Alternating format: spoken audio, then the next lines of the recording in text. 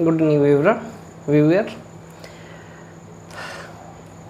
अपने हम लोग जो सीरीज शुरू किए हैं क्रैश कोर्स की, मैंने कल लॉ ऑफ टैक्सेशन का आपको लॉ ऑफ टैक्सेशन का पार्ट फर्स्ट बता दिया है। उसमें एक्चुअली थोड़ा सा रिवाइज करते हैं समराइज व्यू में। हमने उसमें डिस्कस किया टैक्स क्या होते हैं, टाइप्स ऑफ टैक्स क्या हैं, कुछ की वर्ड थे जैसे फीस किसे कहते हैं, ड्यूटी कैसे कहते हैं, ठीक है। इसके साथ सेस किसे कहते हैं, सरचार्ज किसे कहते हैं, इन सब पे हम लोग डिस्कस करते करते फिर कुछ दो तीन वर्ड और थे जैसे tax evasion, tax avoidance and tax planning, इस पे डिस्कस किए थे। चलिए थोड़ा सा समराइज व्यू में इस सबको फिर से समझाता हूँ। देखिए, टैक्स इवेजन का मतलब होता है जब सरकार कर का नियम बनाती है, आप क्या करते हैं, उस नियम का अवहेलना, नियम को किनारे करके आप कर की चोरी करते हैं, तो ऐसे प्रावधान को बोला जाता है टैक्स इवेजन। ये कानूनी रूप से गैर बाध्य मतलब गैर कानूनी है और इसमें आपको सजा का प्रावधान है। लेकिन जब टैक्स एवॉइडेंस की बात होती है तो आप क्या करते हैं, सरकार जो नियम बनाती है कर के लिए, आप क्या करते हैं, उस नियम के बीच मतलब नियम में जो कुछ कमी रह जाती है, लूप होल, आप उस लूप होल का प्रयोग करते हैं और कर की चोरी कर ले जाते हैं। तो ऐसे में टैक्स एवॉइडेंस होता है और ये जो है गैर कानूनी नहीं है।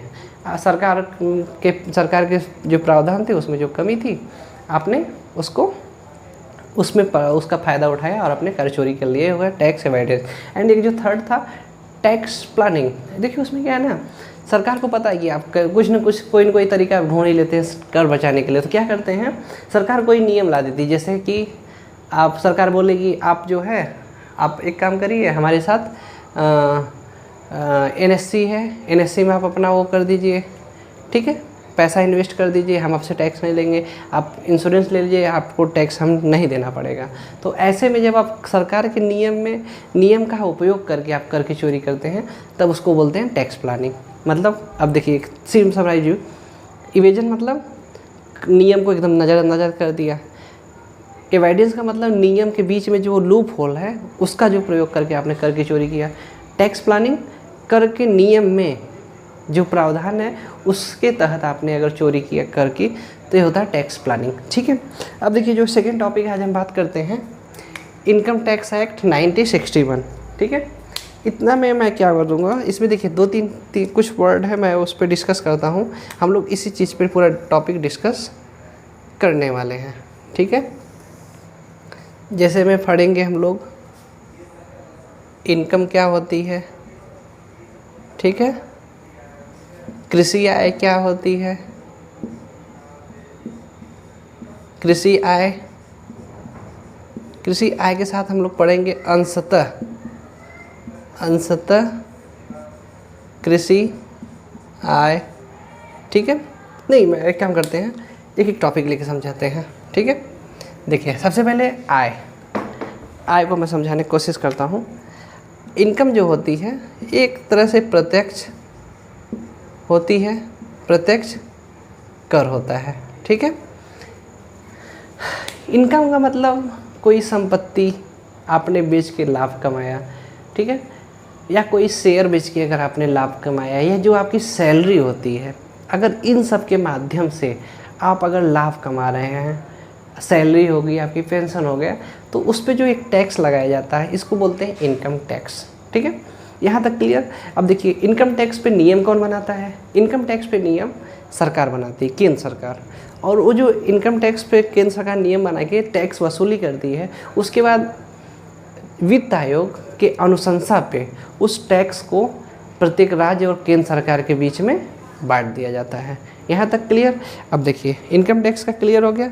अब दूसरी जो टॉपिक में बताऊँगा इसको बोलते हैं कृषि आय, कृषि आय।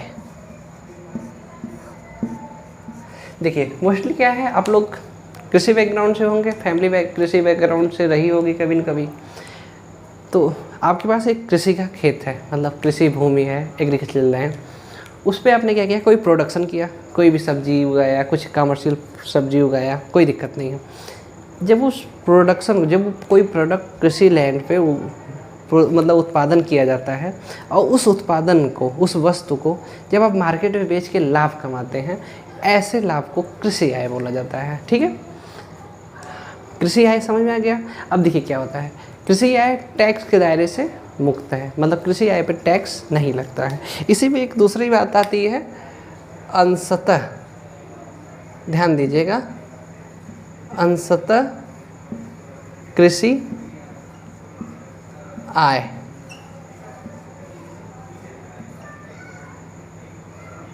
इसका मतलब ये होता है, जैसे में देखिए क्या है, कृषि आय का मतलब आपका खेत था, आपने उस पर प्रोडक्शन कोई प्रोडक्ट मंगवाया, उसको बेच दिया, आपने आय कमा लिया, ठीक है, लाभ कमाया, वो आपका आय हो गया। अंशतः कृषि आय का मतलब होता है, मान लीजिए आप एक शराब विक्रेता हैं या शराब आपकी कंपनी बनाती है शैम्पेन, ठीक है, शैम्पेन के लिए आपको चाहिए गन्ना, और आपने क्या किया, उस गन्ना को किसान से ना खरीद के, आप बहुत बड़े पैसे वाले हैं, आपने अपना एक ज़मीन खरीदा खूब बड़ी सी, उसी ज़मीन पे आपने गन्ना उगाया, उस गन्ने को उगाकर अपने कंपनी की, जो शैम्पेन कंपनी आपकी शराब की कंपनी है, वहाँ पे उस गन्ने को आपने लाके उससे शराब बनाया। तो ऐसे में जो आपके पास इनकम होगी, ये एग्रीकल्चर इनकम नहीं होगी, पार्टली एग्रीकल्चर इनकम होगी, अंशतः कृषि इनकम होगा। ठीक है, क्लियर हुआ। आइए अब इसके साथ ही मैं बात करूँगा पूंजी। ठीक है, पूंजी, देखिए पूंजी का अगर हम दो फॉर्म में देखें, पूंजी होती है एक चल पूंजी, एक होती है अचल पूंजी। ठीक, चल पूंजी और अचल पूंजी। देखिए क्या होता है, ऐसी पूंजी जिसे मतलब जैसे देखिए आप चल का मतलब शाब्दिक रूप से देखा जाए चलने वाली पूंजी, अचल मतलब जो स्थिर हो। जैसे देखिए आपके पास ज़मीन होगी ना, ज़मीन क्या होती है, ज़मीन एक जगह स्थिर होती थी, ये अचल पूंजी है। आपकी जो मकान है, आपने जो मकान बनाया है, मकान भी अचल पूंजी है। ठीक है, लेकिन इसके साथ ही जैसे आप पैसा रखे हैं, पैसा क्या होता है, आप पैसा एक जगह से दूसरी जगह मूव कर सकता है, ऐसे पूंजी को अचल पूंजी का चल पूंजी कहते हैं। ठीक है, चल अचल समझ में आ गया। और जो पूंजी होती है इस पे लाभ बनते हैं। ठीक है, लाभ, और जो लाभ बनते हैं, देखिए पूंजी में स्पेशली तीन चीज़ की बात किया जाता है। आइए मैं पहले बता दूं, जो पूंजी होता है इसमें क्या करते हैं, कोई मकान हो या घर हो, आपके पास सोना रखा हो, और आपके पास शेयर रखा हो। अगर आपने ऐसे में कोई संपत्ति आपने इन्वेस्ट किया है, जो आपका मकान के बारे में बात करें, सोना के बारे में बात करें, शेयर के बारे में, तो ऐसे संपत्ति को जब बेच के आप लाभ कमाएंगे, ये आपका लाभ होता है पूंजीगत लाभ। क्लियर हुआ। ऐसे संपत्ति जैसे मकान, सोना एंड शेयर, जब ऐसे संपत्ति को बेच के आप लाभ कमाएंगे तो ऐसे लाभ को बोला जाएगा पूंजीगत लाभ। ठीक है, अब पूंजीगत लाभ के साथ अब एक चीज़ और बता दें, जो पूंजीगत लाभ होगा ये दो तरीके से होगा। ठीक है, पूंजीगत लाभ एक होता है short term capital gain tax, एक होता है long term capital gain tax. देखिए एक्चुअली क्या है, पूंजीगत लाभ जो है दो तरीके से होता है, short term capital gain tax, long term capital gain tax. देखिए क्या होता है, जब आपके पास मकान, सोना और शेयर, अगर आप इसकी बिक्री 2 साल के अंदर ही कर देते हैं, तो इससे जो आप लाभ कमाएंगे 2 साल के अंदर में, अगर बेच दिया, इससे जो लाभ कमाएंगे वो होगा short term capital gain tax. और 2 साल के बाद या 3 साल से ज़्यादा अधिक समय लगा, अगर आपने वही संपत्ति, मकान, सोना और शेयर 3 साल के बाद बेचा, तो उसको बोला जाएगा long term capital gain tax. यहाँ तक ठीक है। आइए मैं आपको एक और बात बताता हूँ। पूंजीगत लाभ हो गया, ये हो गया। इसके बाद आपके टॉपिक में एक टॉपिक दिया गया है कर दाता। देखिए अगर इसको मैं दो पार्ट में डिवाइड करूं, एक का वर्ड हो जाएगा, एक हो जाएगा कर, दूसरा हो जाएगा दाता। इसका मतलब ये है कि जो कर देने वाला आदमी है, कोई भी व्यक्ति जो कर देता हो उसको हम कहेंगे कर दाता। ठीक, यहाँ तक ठीक है। आइए अब आपको एक और टॉपिक आपके पास है, इसमें बताते हैं। उस टॉपिक का नाम है सकल कुल आय। ठीक, और दूसरी टॉपिक है कुल आय। चलिए, ये टॉपिक है सकल कुल आय और कुल आय। इसको मेन मैं एक एग्जाम्पल के माध्यम से आपको समझा रहा हूँ। उस देखिए, जैसे मतलब ये देख लीजिए। ठीक है, मैं इसको थोड़ा सा अच्छे से समझाता हूँ। सकल कुल आय और आय, आप दो देश है, आप एक इंडिया में रहते हैं, ठीक है, और यहाँ पे एक कंट्री है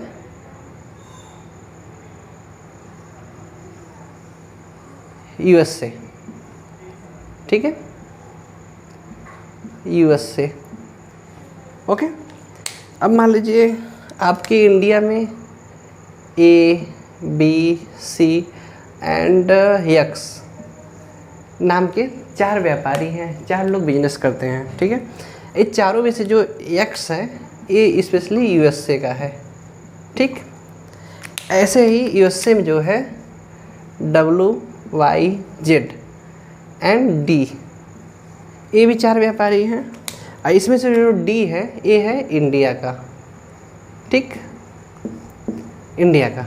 अब देखिए क्या होगा, ये जब चारों आदमी मिलके इंडिया के क्षेत्र के भीतर एक साल में, एक साल का मतलब 1 अप्रैल से 31 मार्च के भीतर जितना पैसा कमाते हैं, ठीक है, ये इनका सकल घरेलू आय होगा। इस देश के नीचे अंदर जितना पैसा कमाएंगे एक साल के भीतर, वो होगा सकल घरेलू आय। ठीक है, ऐसे ही ये चारों आदमी एक साल के, एक वित्तीय वर्ष के अंतर्गत जितना पैसा कमाएंगे ये होगा सकल घरेलू आय। इसका मतलब ये है कि एक देश के बाउंड्री सीमा के बीच, एक देश के बाउंड्री सीमा के बीच एक वित्तीय वर्ष में, मतलब 1 अप्रैल से 31 मार्च के बीच में, चाहे वो नागरिक भारतीय हो या विदेशी हो, जितने मिलके सब कमाएंगे, इसको बोला जाता है सकल घरेलू आय। ठीक है, यहाँ तक क्लियर। इसके साथ ही मैं बताऊँगा ऐसे दोनों देश के लिए होगा। लेकिन देखिए क्या है, अभी देखिए ये जो एक्स है इसका परिवार तो यूएसए में रह रहा होगा। ध्यान से देखिएगा, जो एक्स है भारत में, इसका परिवार यूएसए में रह रहा होगा। ये क्या करेगा, अपने आय का कुछ हिस्सा यहाँ पे अमेरिका भेज देगा। इसी तरह ये जो इंडिया वाला आदमी है डी, ये क्या करेगा, अपने आय का कुछ हिस्सा इंडिया भेज देगा। ठीक है, हिस्सा। तो ऐसे में क्या होगा, ये जो आय इंडिया में आदमी था, इसने अपनी आय अमेरिका में भेजा। अमेरिका वाला जो इंडियन था वो उसने अपने इंडिया में भेजा। तो ऐसे में जो ये जो प्रोसेस है, इसका पैसा यहाँ से घटा के और इसका पैसा जोड़ के कुल आय निकाली जाती है। जैसे मान लीजिए इन चारों ने मिलके कितना रुपया कमाया साल भर में, 100 रुपया। यहाँ पे भी इन चारों ने मिलके 100 रुपया कमाया। ठीक है, इसमें से मान लीजिए ये जो एक्स है ये 30 रुपया कमाया। ठीक, यहाँ पे जो डी है इंडियन है, ये जो है 20 रुपया कमाया। ओके, अब देखिए क्या हुआ, ये जो यहाँ पे जो अमेरिका वाला आदमी है, इसने क्या 100 रुपया में से 20 रुपया अपने देश अमेरिका भेज दिया। ठीक है, अब इंडिया में कितने रुपये बचा, 80 रुपये। यहाँ तक तो क्लियर समझ में आ गया होगा। अमेरिका वाला आदमी इंडिया से क्या किया, 30 रुपया कमाया था, 20 रुपया अपने देश को भेज दिया। तो इंडिया के पास जो अभी बचा, ये बचा 80 रुपये। ठीक है, यहाँ तक तो क्लियर है। लेकिन ये देखिए जो अमेरिका वाला आदमी है, अमेरिका में इंडियन है डी, इसने भी कमाया मान लीजिए 100 रुपया में से 20 रुपया। अब ये क्या किया, 20 रुपया का 15 रुपया अपने देश भेज दिया। ये 15 रुपया कौन, इंडियन है जो भेज रहा है। अब इंडिया के पास कितना हो गया, इंडिया के पास हो गया 18 + 15 रुपीज़, मतलब टोटल 95 रुपीज़। तो ये जो 95 रुपीज़ है, ये यहाँ की कुल आय हो जाएगी, भारत की कुल आय, ठीक है। एंड ये जो 100 रुपये था, इसको बोला जाएगा सकल घरेलू आय। देखिए क्लियर हुआ? इसका मतलब एक देश के पूरे क्षेत्र में जितनी इनकम साल भर में कमाई जाती है, वो उस देश की सकल घरेलू आय, उसमें से जो यहाँ का विदेशी उसने अपना पैसा अपने विदेश भेज दिया, और जो विदेश में आपके भारतीय हैं उन्होंने पैसा आपके देश भेज दिया भारत में। तो जब पूरा ये पैसा इसको घटा के और उसके अपने देश वाले आदमी का पैसा जोड़ के पूरा निकाला जाएगा, तो वो निकलेगा कुल आय।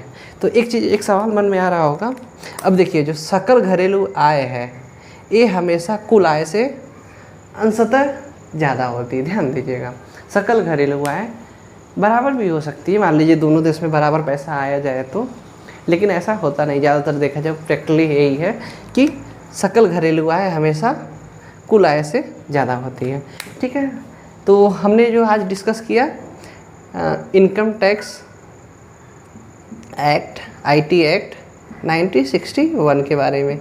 इसका एक और क्रैश कोर्स का एक लेसन और रहेगा, जिसमें हम लोग कवर करेंगे जो इनकम टैक्स के ऑफिसर है उसके बारे में, और जो वेल्थ टैक्स है। देखिए वेल्थ टैक्स कोई टैक्स नहीं है। वेल्थ टैक्स तो मैं सिंपल बता दूं, वेल्थ टैक्स एक अमीरी वाला टैक्स है। जैसे आप बहुत धनी आदमी हैं, ठीक है, आपके पास आप बहुत शौकीन हैं पुरानी गाड़ियों को रखने के, पुरानी जैसे एम्बेसडर कार हुई, अब ये सब कार प्रचलन से बाहर हो चुकी हैं, लेकिन आप शौकीन हैं, आप क्या करें, आपने क्या किया, आप एम्बेसडर कार रखें। एम्बेसडर कार वही, उसमें कोई वही मतलब उसका कोई इंजन बहुत अच्छे क्वालिटी का ना हो, बाइक का आपकी कार चलती हो तो बहुत ज़्यादा पोल्यूशन करती हो, नॉइज़ पोल्यूशन करती हो, लेकिन आपने क्या किया, आप तो कार रखे हैं, आप शौकीन हैं, तो सरकार क्या करेगी, आपसे आपके ऊपर एक वेल्थ टैक्स लगाएगी, स्वास्थ्य के ऊपर टैक्स। मतलब सरकार कहेगी कि जो आप कार चला रहे हैं उससे लोगों को नुकसान पहुंचता है, आप एक काम करिए, पर्यावरण प्रदूषण कर रहे हैं, आप इस पे इतना वेल्थ टैक्स जमा करिए। तो एक्चुअली क्लियर हो गया ना, वेल्थ टैक्स का मतलब एक अमीरी वाला टैक्स है। जब आप बहुत धनी हैं, कुछ ऐसी संपत्ति है जो आप विलासितापूर्ण जीवन जीने के लिए यूज करते हैं, जब ऐसे संपत्ति पे टैक्स लगाया जाता है, वो होता है वेल्थ टैक्स। इसके साथ ही जो इसकी अपीलीय मतलब प्राधिकरण है इनकम टैक्स का, उसको मैं एक चैप्टर में अलग से समझाऊँ, क्योंकि वो थोड़ा सा डिफ़िकल्ट है। उसका जो प्रोसेस है, अपील कैसे करते हैं, हाई कोर्ट में अपील कैसे करते हैं, सुप्रीम कोर्ट में अपील कैसे करते हैं। जैसे देखिए क्या है, जो हाई कोर्ट में अपील करते हैं, धारा 155 है, उसके तहत जो है हाई कोर्ट में अपील किया जाता है, ठीक है, 120 दिन का टाइम होता है। ऐसे ही जब आप इनकम टैक्स प्राधिकरण के पास अपील करना रहता है, 30 दिन का टाइम होता है। अगर वहाँ से सूचना, मतलब जो इनकम टैक्स अधिकारी होते हैं जो अगर वो सही से काम नहीं कर रहे हैं, तो आप उनके कमिश्नर को अपील कर सकते हैं, 30 दिन का टाइम होता है। तो उस चैप्टर को मैं क्या करूँगा, एक अलग से टॉपिक लगा के बनाऊँगा।